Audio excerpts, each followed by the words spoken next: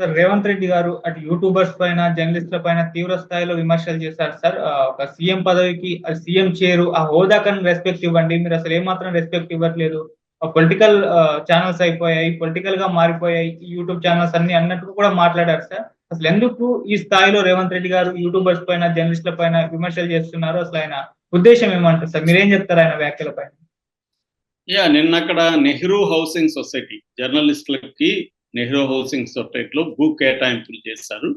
దానికి సంబంధించిన పత్రాలను నిన్న డిస్ట్రిబ్యూషన్ కార్యక్రమం మన రవీంద్ర భారతిలో జరిగింది. ఆ కార్యక్రమంలో ఆయన మాట్లాడారు. పత్రాలు ఇస్తూ ఆయన కొన్ని విషయాలు మాట్లాడారు. అందులో ప్రధానమైన విషయాలు ఏంటంటే ఆయన ఒక రకమైన ఆవేదన, కోపం ఈ రెండు ఎక్స్ప్రెస్ చేశాడు జర్నలిస్ట్ మీద. అందరు జర్నలిస్ట్ నేను అనట్లేదు, చాలా జెన్యూన్ గా పనిచేసే జర్నలిస్టులు, సీనియర్ జర్నలిస్ట్ చాలా మంది ఉన్నారు, వాళ్ళని నేను ఏమనట్లేదు.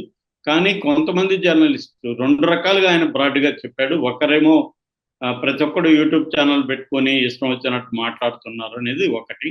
రెండవది, కొంతమంది జర్నలిస్టులు కొన్ని పొలిటికల్ పార్టీ తోకలుగా మారిపోయారు. ఆ జర్నలిస్టులు చాలా ఘోరంగా మాట్లాడుతున్నారు. చీఫ్ మినిస్టర్ని కూడా చీఫ్ మినిస్టర్ అంటే పనికిమాలోడు అన్నట్టుగా కనీసం ఆ పదవి కన్నా గౌరవం ఇవ్వాలి, వ్యక్తికి ఇవ్వకపోయినా కుర్చీకైనా గౌరవం ఇవ్వాలి కదా, మీరు రాజ్యాంగబద్ధమైన పదవి కదా అది, అది కూడా ఇవ్వకుండా మాట్లాడుతున్నారని చెప్తున్నాడు. అది అందులో ఆవేదన వాస్తవం ఉంది. మన జగన్ కూడా చూసాము, ప్రతి ఒక్కడు సైకో సైకో సైకో అనేవాళ్ళు. నిజానికి ముఖ్యమంత్రిని పట్టుకొని సైకో అనొచ్చా అన్న చర్చ మరి ఈయన కూడా తెలుగుదేశంతో ఉన్నాడు కదా, ఈయన కూడా ఖండించాలి కదా. అట్లాంటప్పుడు ఈయన విషయానికి వచ్చేసరికి ఈయన బాధపడుతున్నాడు. సో ఇక్కడ ప్రాబ్లం ఏంటంటే రేవంత్ రెడ్డి లాంటి వాళ్ళతో వీళ్ళు వేరే వాళ్ళని చేసినప్పుడు వీళ్ళు ఎంకరేజ్ చేస్తారు. మొన్నటికి మొన్న సుప్రీంకోర్టే రేవంత్ రెడ్డిని విమర్శించింది, కాంగ్రెస్ పార్టీని విమర్శించింది, కాంగ్రెస్ పార్టీ పెట్టిన పోస్టులన్నింటినీ తీసుకురమ్మని చెప్పింది సుప్రీంకోర్టు. మరి మీరే కదా పెట్టారు, మీ జర్నలిస్టులే కదా పెట్టారు, మరి దాన్ని నువ్వు ఖండించావా? రేవంత్ రెడ్డి అనే వ్యక్తి కాంగ్రెస్ పార్టీ పెడుతున్న, కాంగ్రెస్ పార్టీకి అనుబంధంగా ఉన్న డీటెయిల్ మీడియా కావచ్చు, వీళ్ళు పెడుతున్న పోస్టులను కూడా ఖండించాలి కదా. సాక్షాత్ ఈయనే అన్నాడు, బీజేపీ బీఆర్ఎస్ కలిసిపోయినాయి కాబట్టి కవితకు బెయిల్ అవుతుందని. మరి ఈయన అనొచ్చా? అది ఈయన అనకూడదు కదా. సో ఈయన మళ్ళీ క్షమాపణ చెప్పాడు. ఈయన ఎలా అంటాడు అంటే సుప్రీంకోర్టుని తప్పుపట్టాడు కదా. ఈయన సుప్రీంకోర్టు తీర్పుని పొలిటికల్గా ఇన్ఫ్లుయెన్స్ చేశారు కాబట్టి సుప్రీంకోర్టు తీర్పు ఇచ్చిందని కదా చెప్పాడు. మెరిట్స్ని బట్టి ఇచ్చాడు అని ఈయన చెప్పలేదు కదా.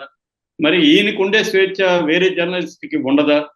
సో ఇది ప్రాబ్లం ఏంటంటే బీజేపీ అయినా అధికారంలో ఉన్న పక్షాలన్నా మీడియా మొత్తం తనకు అనుకూలంగా ఉండాలని అనుకుంటాడు. ఈయన కూడా ఇప్పుడు అంతే. ఇప్పుడు ఈనాడిని, జ్యోతిని ఈయన అధికారంలోకి రాకముందు వాళ్ళ దగ్గరికి వెళ్ళాడు, వాళ్ళని కలిశాడు, మళ్ళీ అధికారంలోకి వచ్చినాక వాళ్ళతో మంచిగా ఉన్నాడు.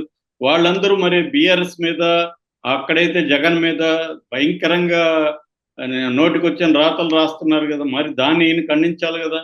ఓన్లీ యూట్యూబర్స్, తనకి ఇష్టం లేని పొలిటికల్ పార్టీతో ఉన్న జర్నలిస్ట్ అంటే బీఆర్ఎస్ జర్నలిస్ట్, వాళ్ళని మాత్రమే ఖండిస్తే రేవంత్ రెడ్డిని ఎవరైనా ఎట్లా నమ్ముతారు?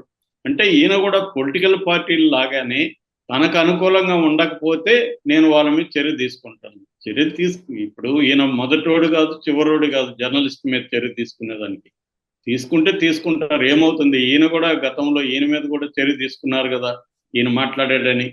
సో అట్లాగే ఈయన అంటే తేడా ఏం లేదు. వీళ్ళు ఒకప్పుడు బాధితులు, ఆ తర్వాత అధికారంలోకి వచ్చినాక వీళ్ళు బాధించబడే వ్యక్తులుగా మారిపోతాడు. కరెక్ట్గా మనకి అరగోపాలు ఎన్నికల ముందు హరగోపాలు, తర్వాత కోదండరామరెడ్డి, ఆయన రామచంద్రమూర్తితో రేవంత్ రెడ్డి సమావేశం అయ్యారు, ఇంటర్వ్యూ లాగా చేశారు. అప్పుడు హరగోపాల్ క్లియర్గా అన్నాడు, మీరు ఇప్పుడు డెమోక్రటిక్గా ఉంటారు, ఒక్కసారి మీరు అధికారంలోకి వచ్చినాక మీరు మాకు అసలు అపాయింట్మెంట్లు కూడా ఎవరు, మళ్ళీ మీరు మాలాంటి వాళ్ళ మీద కేసులు పెడతారు, మాలాంటి వాళ్ళని వేధిస్తారని చెప్పాడు. కరెక్ట్గా నేను అలా చేయించారు అన్నాడు ఈయన. కానీ ఇప్పుడు మన ఆ ఇంటర్వ్యూ చూసి నిన్న రేవంత్ రెడ్డి మాట్లాడింది పక్కన కానీ పెట్టుకొని చూస్తే సేమ్ హరగోపాల్ ఏం చెప్పాడో అదే రేవంత్ రెడ్డి చేస్తున్నాడు. అంటే ఈయనకి ఫ్రీడమ్ కావాలి, ఈయన నచ్చినట్టుగా మాట్లాడాలి, ఈయన విమర్శించాలి, తన మీడియాకి ఫ్రీడమ్ కావాలి, తన వైపు ఉన్న డీటెయిల్ మీడియాకి ఫ్రీడమ్ కావాలి, తనని విమర్శించేవాడికి ఫ్రీడమ్గా ఉండద్దు. అంటే ఎలాగా? సో ఇప్పుడు జగన్ని సైకోనో ఇంకోటనో, కేసీఆర్ని బండబూతులు తిడితేనో ఈయనకి హ్యాపీ, ఈయన ఎవరు అనకూడదు. మరి కేసీఆర్ కూడా అప్పుడు పదవిలో ఉన్నాడు కదా, రాజ్యాంగబద్ధ పదవులు, ఆయన చీఫ్ మినిస్టర్, ఆయన కుర్చీకి ఈయన ఏమన్నా విలువ ఇచ్చారా? కేసీఆర్ని కూడా బండబూతులు తిట్టాడు కదా రేవంత్ రెడ్డి. సో మరి నువ్వు తిట్టినప్పుడు కేసీఆర్కి అప్పుడు ఈ కుర్చీ గుర్తు రాలేదా? అప్పుడు ఆ పదవి ప్రాముఖ్యత గుర్తు రాలేదా? ఇవాళ మాత్రమే ఈయన సీఎంగా ఉన్నాడప్పుడే గుర్తొచ్చిందా? సో ఇది ఏంటంటే, ఒకటి మన విషయం చెప్పేటప్పుడు కన్విన్సింగ్ గా ఉండాలి. మనం మనకి ఇష్టం వచ్చి, నాకు పదవి ఉంది కాబట్టి నా ఇష్టం వచ్చిన మాట్లాడు, పదవి శాశ్వతం కాదు, అందులో కాంగ్రెస్లో అసలు శాశ్వతం కాదు. కాబట్టి మళ్ళీ ఉల్టా అవుతుంది, మళ్ళీ మారుతుంది. అప్పుడు మళ్ళీ ఈయనకి జర్నలిస్టులు అవసరం అవుతారు. సో ప్రతిపక్షంలో ఉన్నప్పుడు ఇలాగే మాట్లాడుంటే మనం ఇప్పుడు అర్థం చేసుకోవచ్చు. ప్రతిపక్షంలో ఉన్నప్పుడేమో మీడియా కావాలి, ఎందుకంటే అధికార పక్షానికి వ్యతిరేకంగా రాసే వాళ్ళందరూ ఈయనకి కావాలి. ఇప్పుడేమో అధికార పక్షాన్ని విమర్శించకూడదు, విమర్శిస్తారు, దాన్ని తట్టుకొని ముందుకెళ్ళాలి. రాజకీయ పార్టీ కాంగ్రెస్కి మీడియా లేదా? ఒక పక్క నేషనల్ వైడ్గా బీజేపీ మీడియా మీద చేసే దాడుల్ని, మీడియా కంట్రోల్ చేసే పద్ధతులనేమో కాంగ్రెస్ అక్కడ ఖండిస్తుంది. ఇక్కడికి వచ్చేసరికేమో అదే కాంగ్రెస్ మీడియాని నేను సహించను, మేము గమ్మున ఉండాలా, నేను సహించాలా అని చిన్న పెద్ద మీడియాని, అంటే ఇక్కడ చిన్న మీడియా మాత్రమే ఈయనకి వ్యతిరేకంగా ఉన్నట్టు భావిస్తున్నాడు. మరి పెద్ద మీడియా లేదా? ఇప్పుడు ఈనాడు, జ్యోతి ఒకవైపు లేవా? ఆ రెండు తెలుగుదేశం పత్రికలు కాదా? అవి పొలిటికల్ పార్టీ తరఫున పనిచేయట్లేదా? మరి వాళ్ళని ఎందుకు ఈయన అన్నాడు? అవి కూడా కరెక్టేగా, అవి కూడా పొలిటికల్ పార్టీల వైపు ఉన్నాయి అని చెప్పాలి కదా ఆయన. అవి చెప్పడం ఎందుకు? అసలు పొలిటికల్ పార్టీల వైపు లేని పెద్ద మీడియాలు ఏమున్నాయి దేశంలో? పొలిటికల్ పార్టీ వైపు లేని పెద్ద మీడియా సంస్థలు ఏవీ లేవు. ఏదో చిన్న చిన్న మీడియా సంస్థలే ఇండిపెండెంట్గా ఇప్పటికి కూడా పనిచేస్తున్నాయి. అవి చేస్తున్నాయి కాబట్టి కాంగ్రెస్ పార్టీ విన్నింగ్ అవకాశాలు పెరిగింది. మోడీకి వ్యతిరేకంగా దేశవ్యాప్తంగా అనేక ఛానల్స్, యూట్యూబ్ ఛానల్స్ పనిచేశాయి. ధ్రువరాటి దగ్గర నుంచి, రవీష్ కుమార్ దగ్గర నుంచి, ఇంటర్లాండ్ అంటే లోపల ఏరియాల్లో, హిందీ నార్త్ బెల్ట్లో అనేక యూట్యూబ్ ఛానల్స్, దేశభక్తి లాంటి యూట్యూబ్ ఛానల్స్ పనిచేశాయి. ఈవెన్ ఎకనామిస్ట్ లాంటి వెస్టర్న్ పత్రికలు కూడా ఇండియన్ ఎలక్షన్లో యూట్యూబ్ ఛానల్స్ పాత్ర చాలా ఉంది, మోడీకి సీట్లు తగ్గడంలో అని వాళ్ళు అనలైజ్ చేసి రాశారు. సో దేశవ్యాప్తంగా అలా ఉన్నప్పుడు రేవంత్ రెడ్డి తనకి ఇబ్బందిగా ఉంది కాబట్టి నేను జర్నలిస్టుల మీద చర్యలు తీసుకుంటాను అని కొంతమంది జర్నలిస్టులకు అనుకూలంగా ఆయన మాట్లాడుతూ వాళ్ళని ఈ జర్నలిస్టులకు వ్యతిరేకంగా, అంటే ఎవరైతే ఇండిపెండెంట్గా ఉన్నారో ఆ జర్నలిస్టులకు వ్యతిరేకంగా ఈ పాతుకుపోయిన జర్నలిస్టులను మాత్రం ఈయన పోవడం అనేది కరెక్ట్ కాదు. నిజానికి ఎవరు బలహీనంగా ఉండి ఇండిపెండెంట్ వాయిస్, ఎవరు తప్పు చేసినా మాట్లాడితే, ఇప్పుడు ఈయన 6 గ్యారెంటీలు తెచ్చాడు, అవి అమలు కావట్లేదు, అవి అమలు కావాలేదని మాట్లాడడం తప్పే ఉంది జర్నలిస్టులు.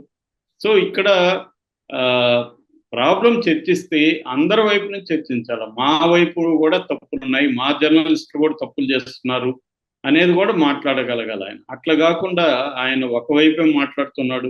నిజానికి ఇవాళ ఇండిపెండెంట్ జర్నలిస్టులు చాలా చాలా తక్కువ ఉన్నారు. ప్రతి పెద్ద మీడియా హౌస్ ఏదో ఒక పొలిటికల్ పార్టీకి కొమ్ము కాస్తుంది, ఆ పొలిటికల్ పార్టీ వాళ్ళకి డబ్బులు ఇస్తుంది, వాళ్ళకి ప్రాజెక్టులు ఇస్తుంది, అన్నీ చేస్తుంది. కాబట్టి పెద్ద వాటి గురించి మాట్లాడాలి. అదేదో అంటారు కదా, గొంగట్లో అన్నం తింటూ ఎంట్రుకలు వచ్చినాయని, అట్లాగా అయిపోయింది ఇవాళ. మనం ఒక జర్నలిస్ట్ మంచోడు, ఇంకో జర్నలిస్ట్ చెడ్డోడని ఇండివిజువల్గా ఎవరిని చెప్పే పరిస్థితి ఇవాళ లేదు.